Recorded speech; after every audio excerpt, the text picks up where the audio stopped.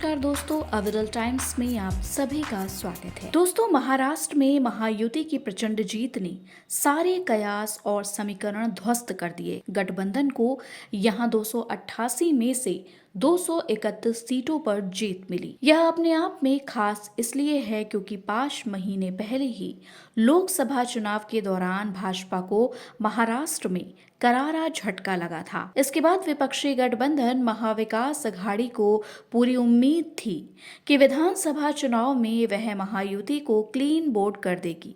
इससे उलट और बेहतरीन स्ट्राइक रेट के साथ न सिर्फ भाजपा ने वापसी की, बल्कि महायुति गठबंधन की जीत की कहानी लिख दी।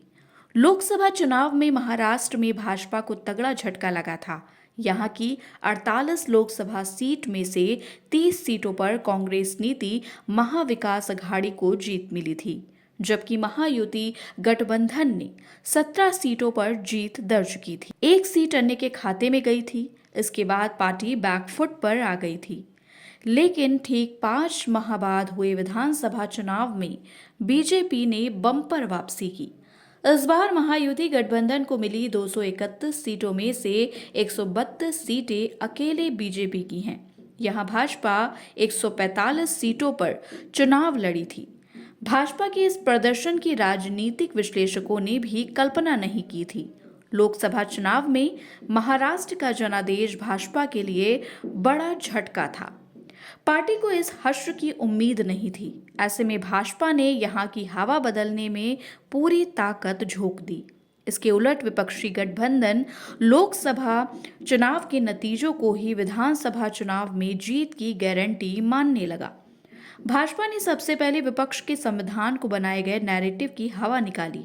इसकी कमान खुद पीएम नरेंद्र मोदी ने संभाली और देश भर में हर मंच से उन्होंने ये मुद्दा उठाया कि कांग्रेस बरगला रही है। वे अपनी बात लोगों तक पहुंचाने में सफल भी रहे। राजनीतिक विश्लेषकों की माने तो लोकसभा चुनाव में भाजपा को सबसे ज्यादा नुकसान संविधान बचाओ के नैरेटिव ने ही पहुंचाया था। इसके चलते ही यहां बौद्ध व अन्य SC/ST बीजेपी ने छुटका। लेकिन जब इस मुद्दे की हवा निकली तो यह वोट बैंक फिर भाजपा के साथ हो लिया।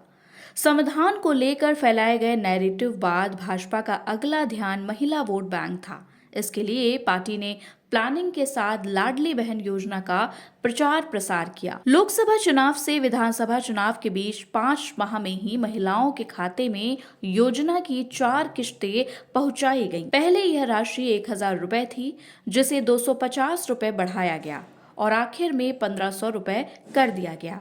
यह दाव काम आया और इस बार विधानसभा चुनाव में महिलाओं ने घर से निकलकर बम्पर मतदान किया। महाराष्ट्र चुनाव में भाजपा के कॉन्फिडेंस की तीसरी वजह बने वो नारे जिन्होंने काफी हद तक हिंदी वोट बैंक को एकजुट किया। पहले यूपी सीएम योगी आदित्यनाथ ने बटेंगे तो कटेंगे का नारा देकर महाराष्ट्र की राजनीति का माहौल गर्म कर दिया। यह नारा महाराष्ट्र में इतना गूंजा कि पार्टी के ही कुछ नेताओं ने इसे ध्येय वाक्य बना लिया। हालांकि कुछ नेता ने यह भी मान रहे थे कि नारा डैमेज भी कर सकता है। इसलिए बीजेपी की सहयोगी पार्टी एनसीपी के अजित पवार, पंकजा मुंडे और अशोक चव्हाण जैसे नेता इसके विरोध भी आए, लेकिन पार्टी अपने नारे पर कायम रही।